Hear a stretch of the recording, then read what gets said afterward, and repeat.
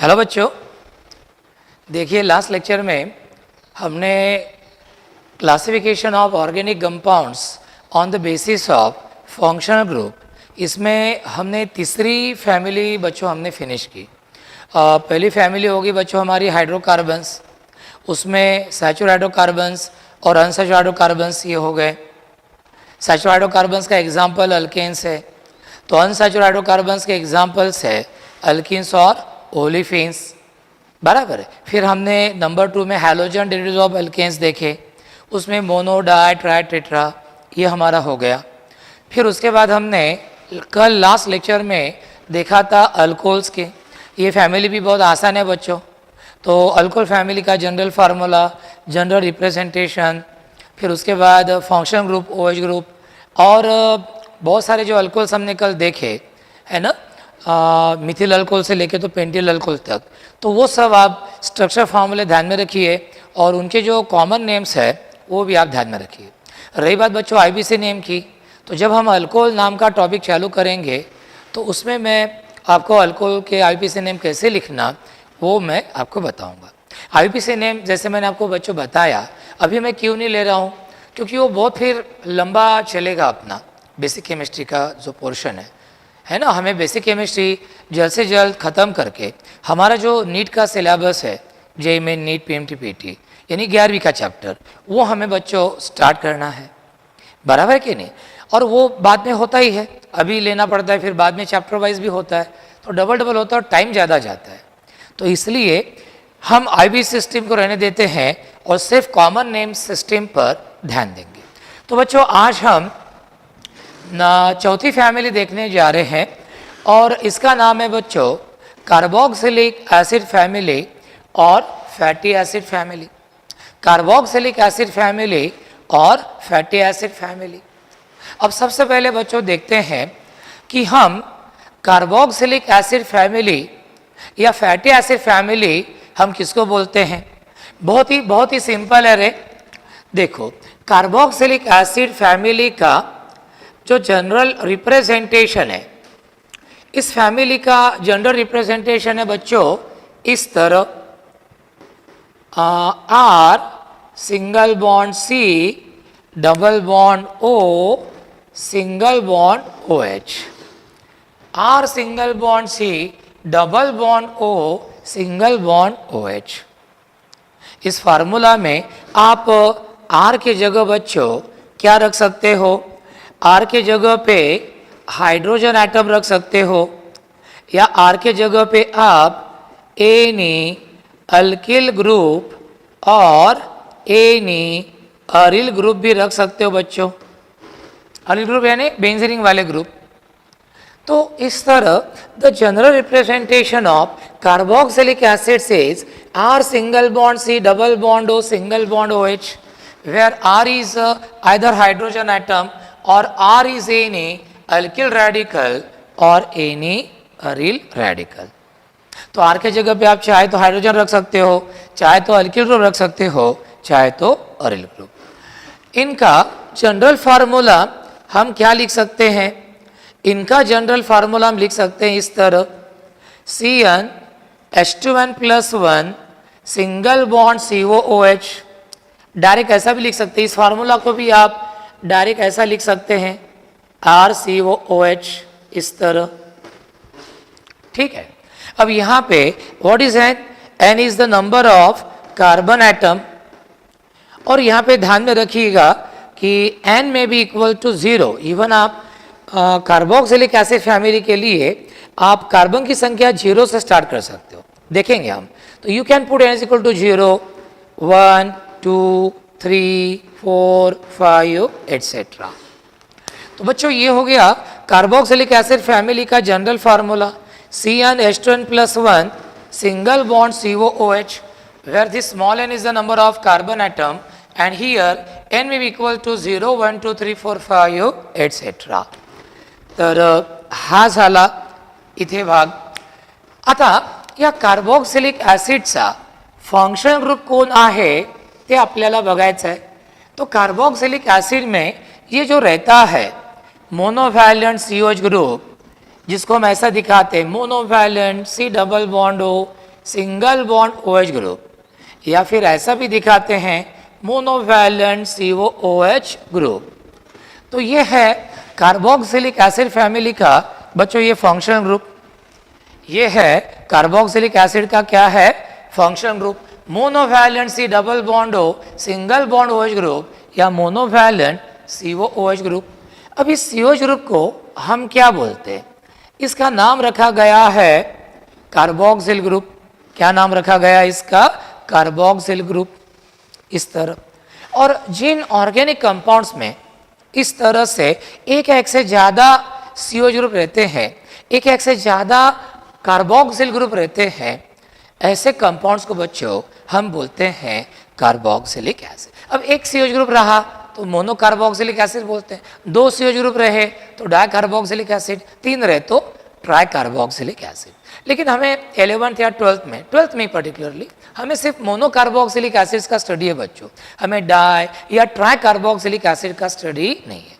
मतलब हमें सिर्फ वही कार्बोक्सिलिक एसिड्स का स्टडी करना है जिनके मॉलिक्यूल के अंदर सिर्फ एक COH ग्रुप, एक कार्बोक्सिल ग्रुप रहता है। ठीक है, तो बच्चों कार्बोक्सिलिक एसिड का जनरल रिप्रेजेंटेशन आपका हो गया RCOH, जनरल फार्मूला हो गया CnH2+1 सिंगल बॉन्ड COH, उनका फंक्शन ग्रुप हो गया मोनोवैलेंट COOH। तो ये बच्चों, और इसका नाम है कार्बोक्सिल ग्रुप। ये सब हमारा यहाँ पे हो गया। ठीक है, अब जाते हैं अब आगे। अब कार्बोक्सिलिक एसिड फैमिली के जो मेंबर्स हैं तो उनके साथ थोड़ी पहचान करा लेते हैं, है ना, थोड़ा सा उनके साथ जरा मिल लेते हैं।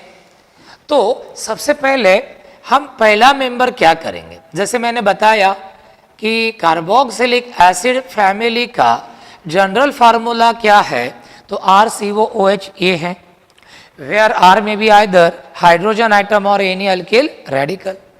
अब R के जगह पे आप क्या रखिए H, तो ये हो गया H सिंगल बॉन्ड COOH। क्या हो गया ये H single bond COOH।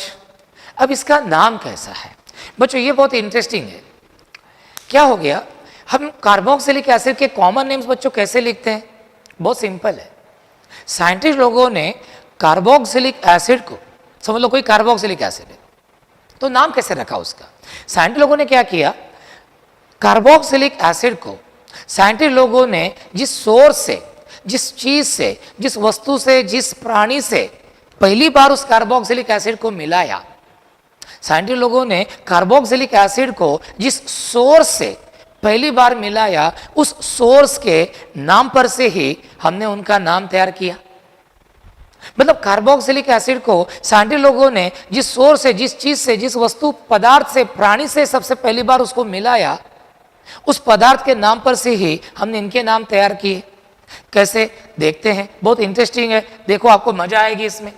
SCOOH, इसका नाम, ये जो एक कार्बन वाला कार्बोक्सिलिक एसिड है बच्चों, जहां पे R के जगह पे आप क्या रखते हो H, इसका नाम है बच्चों फॉर्मिक एसिड।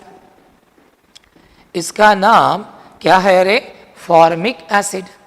क्यों भाई फॉर्मिक, कैसे क्या नाम आ गया, फॉर्मिक ये जो शब्द है ये बच्चों तैयार हुआ फॉर्मिका से, और फॉर्मिका इस लैटिन वर्ड का मतलब होता है रेड एंट। फॉर्मिका का मतलब क्या होता है बच्चों, रेड एंट।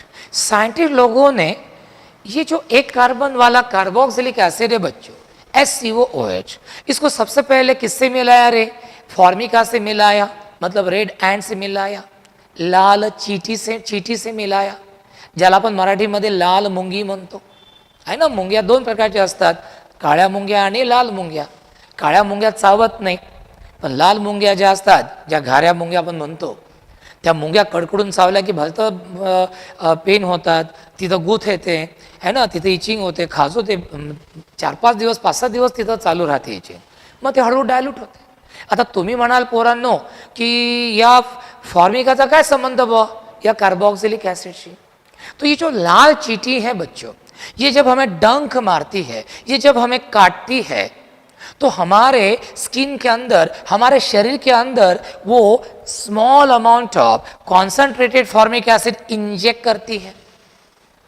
वो लाल चींटी जब हमें डंक मारती है तो small amount of concentrated formic acid वो हमारे बॉडी में क्या करती है, इंजेक्ट करती है।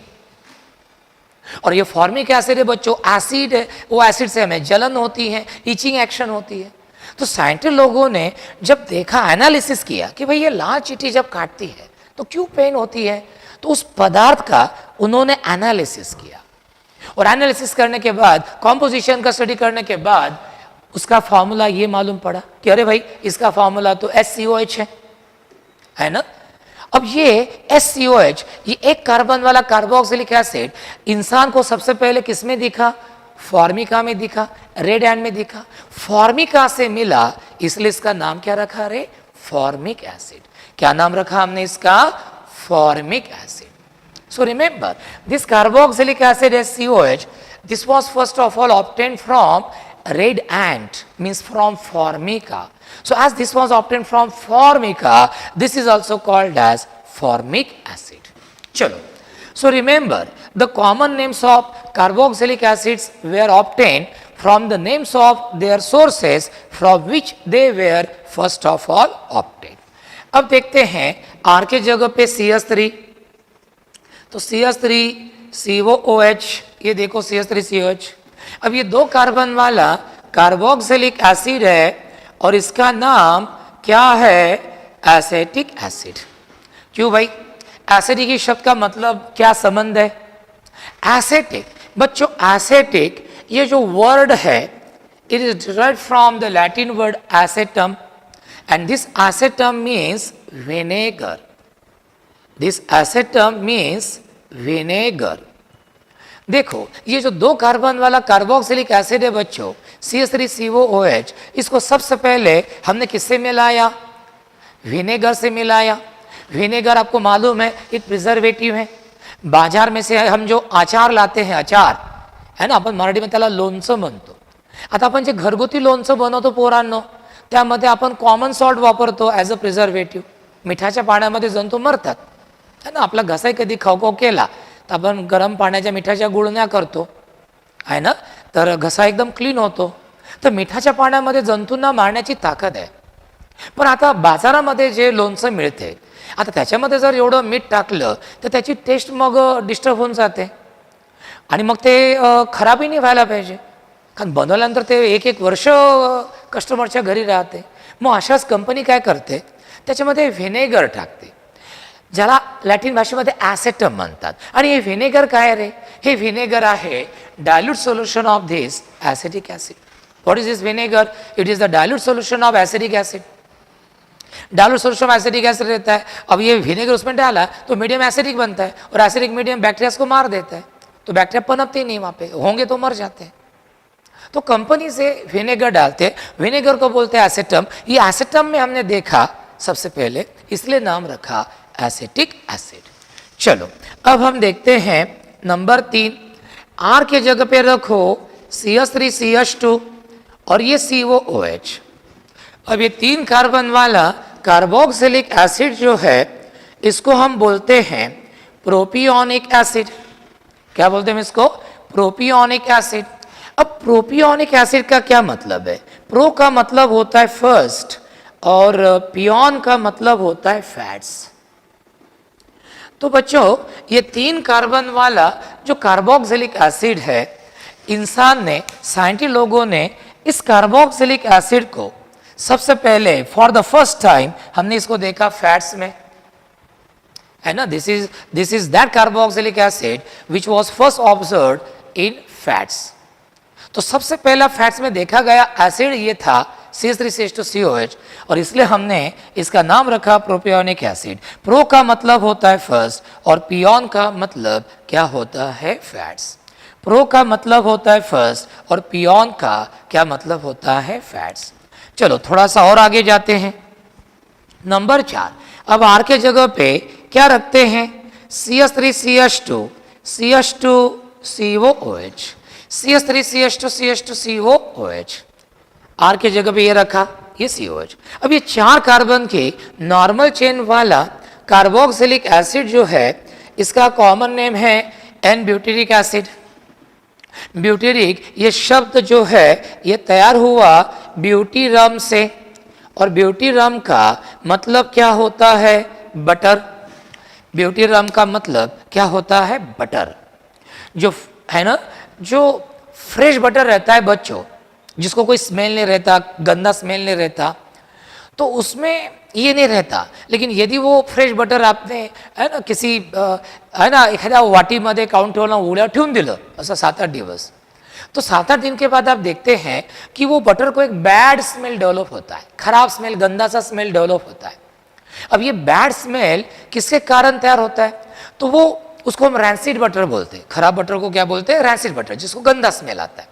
तो ये रैंसिड बटर में ये एन ब्यूटिक एसिड तैयार होता है और 7-8 दिन में, और ये एन ब्यूटिक एसिड का वो गंदा स्मेल रहता है, जिसके कारण उस बटर को भी गंदा स्मेल प्राप्त होता है. अब इसको सबसे पहले इस 4 कार्बन वाले कार्बोक्सिलिक एसिड को सबसे पहले साइंटिस्ट लोगों ने कहाँ पे देखा? इन रैंसिड बटर देखा. इसका सोर्स कौन हो गया? Rancid butter ब्यूटीरम. ब्यूटीरम से नाम हमने रखा N butyric acid. Why N is here? क्योंकि 4 कार्बन की क्या है? एक नॉर्मल चेन है. 4 कार्बन की क्या है? एक नॉर्मल चेन है. N butyric acid, butyrum means butter. Butyrum means क्या होता है? बटर. ये हो गया. अब नंबर 5 हम लेते हैं. नंबर 5 ये लीजिए, CH3 COOH. अब देखो ये भी 4 कार्बन वाला ब्यूटिक एसिड है, 4 कार्बन ब्यूटिक एसिड और आइसो वाला ग्रुपिंग है, इसलिए बच्चों हम इसको बोलते हैं आइसो ब्यूटेरिक एसिड. क्या बोलते हैं इसको? Iso boutique acid. क्योंकि 4 कार्बन वाला एसिड इसलिए ब्यूटिक एसिड, आइसो वाला ग्रुपिंग इसलिए iso butyric acid. Iso butyric acid. इसी तरह बच्चों एक 6 कार्बन वाला है, 5 कार्बन वाला CH3CH2CH2COH. इसका नाम है बच्चों n valeric acid. N valeric acid ये वैलेरियन प्लांट के रूट्स में देखा गया. Roots of valerian plant, roots of valerian plant. अब एक अंग्रेजी नाम है, वो वैलियन प्लांट के जो रूट्स है वो रूट्स लो है ना, ते रूट्स घ्या, मुळं त्याचे रूट्स, आणि ते खलबत्त्यामध्ये ठेचा. खलबत्त्यामध्ये ठेचला की जो रस निघतो मुळांना ठेचल्यामुळे, त्या रसामध्ये हा असतो. तो it's source was roots of valerian plant. Valerian plant था, तो वैलेरियन से हमने नाम बनाया एन वैलेरिक एसिड. क्या नाम बना इसका? N valeric acid. अब ये देखो CH3 CH2 COOH. अब इसमें भी 5 कार्बन है, 1 2 3 4 5. ये भी वैलेरिक एसिड है, लेकिन इसमें आइसो वाला ग्रुपिंग है, इसलिए हम इसको क्या बोलेंगे? Iso valeric acid. क्या बोलेंगे हम इसको? आइसो वैलेरिक एसिड बोलेंगे. इस तरह. और एक लास्ट एग्जांपल ले लेता हूं बच्चों, और फिर अपन ठहर जाएंगे. अब ये देखो CH3 CH2 1 2 3 4 5 और आखिरी में लिखते हैं COH. यानी 6 कार्बन हो गए, 1 2 3 4 5 6. 6 कार्बन की नॉर्मल चेन वाले इस कार्बोक्सिलिक एसिड का नाम क्या है रे? इसका नाम है एन कैप्रोइक एसिड. इसका नाम क्या है? N caproic acid. कैप्रोइक ये शब्द किससे तैयार हुआ? कैपर से. कैपर का मतलब क्या होता है? गोट. क्या होता है? गोट.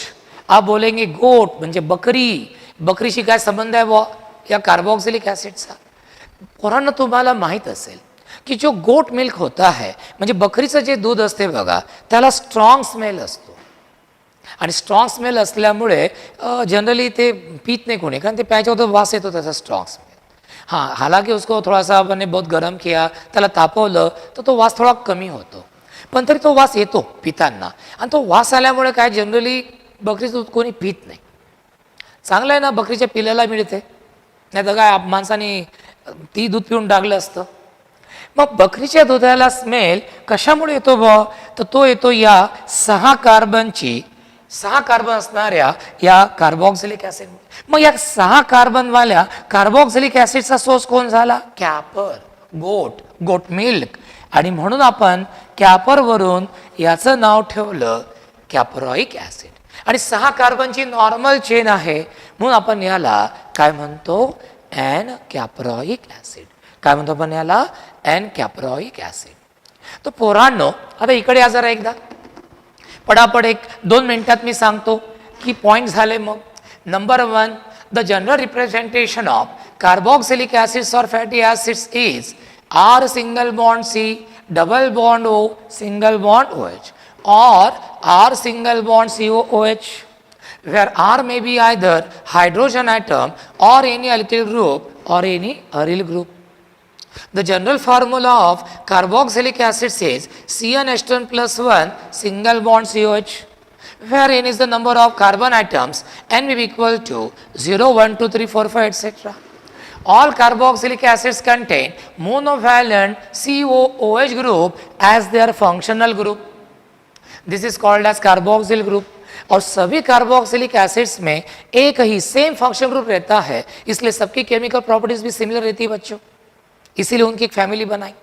फिर हमने R के जगह पे HCH3 रखा और हमें अलग अलग कार्बोक्सिलिक एसिड्स मिलते गए, जैसे SCOH formic acid. The word formica is derived from the red ant. CH3COH acetic acid. The word acidic is derived from the Latin word acetum, which means vinegar. CH3CH2COH propionic acid. Pro means first, pion means fat.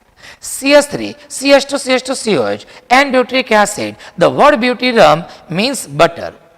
CH3CH3COH, this is called as isobutyric acid. CH3CH2CH2CH2COH, this is called as anovaleric acid because it was first of all observed in the roots of vine plant. CH3CH3CH2COH, this is called as isovaleric acid. CH3CH2CH2CH2COH, this is called as N-caproic acid. और ये कैपरोइक acid हमें देखा कैपर milk में, goat milk में. इसका source गोट कैपर है, इसलिए इसका नाम हमने रखा एन कैपरोइक एसिड. तो बच्चों इस तरह हमारी ये चौथी फैमिली हो गई और इसका नाम था कार्बोक्सिलिक एसिड फैमिली. अब इनको फैटी एसिड भी क्यों बोलते हैं, क्योंकि कार्बोक्सिलिक एसिड जो है ये हमें सबसे पहले किसी ना किसी फैट से मिले थे, तो उनका सोर्स फैट्स थे और फैट से मिले, इसलिए हम इनको क्या बोलते हैं, फैटी एसिड्स भी बोलते हैं. क्या बोलते हैं हम, फैटी एसिड. और यदि आप R के जगह पे C6H5 रखते हो, फिनिल ग्रुप रखते हो, अरिल ग्रुप रखते हो, C6H5COH, तो इसका नाम है बच्चों बेंजोइक एसिड. क्या नाम है इसका, बेंजोइक एसिड. इसके बजाय तुम ऐसे भी दिखा सकते हो, ये C6H5 की जगह पे आप ऐसे बेंजीन निकालो, उसके ऊपर COH लाओ. ये और ये सेम ही है, नाम भी सेम है, बेंजोइक एसिड. तो बच्चों इस तरह आज हमने ऑर्गेनिक कंपाउंड्स की चौथी फैमिली हमने फिनिश की, जिसका नाम है कार्बोक्सिलिक एसिड्स और फैटी एसिड्स. ठीक है, तो आज बस इतना ही. अब ये फैमिली आप अच्छे से करके रखो, क्योंकि इनके नाम पर से हम अल्डेहाइड के, इस्टर्स के, अमाइड्स के नाम मिलाते बच्चों. तो ये फार्मूले और ये नाम आपके अच्छे से याद रहे तो कुछ अगली फैमिली जो 2-4 उनके नाम भी आपको अच्छे से याद आ जाएंगे, क्योंकि इनके नाम पर से हम उनके नाम तैयार करते हैं. तो ये फैमिली बहुत इंपॉर्टेंट है, बहुत अच्छे से तैयार करके रखना. जैसे वीडियो लेक्चर होगा तो आप के पास नोट्स भी मैंने भेजी PDF फाइल, तो वहाँ पे आप चार्ट को देखना, ये स्ट्रक्चर लिख के देखना और उनके नाम लिखना. ठीक है, ओके. तो आज यहीं पे ठहरते हैं. Thank you very much.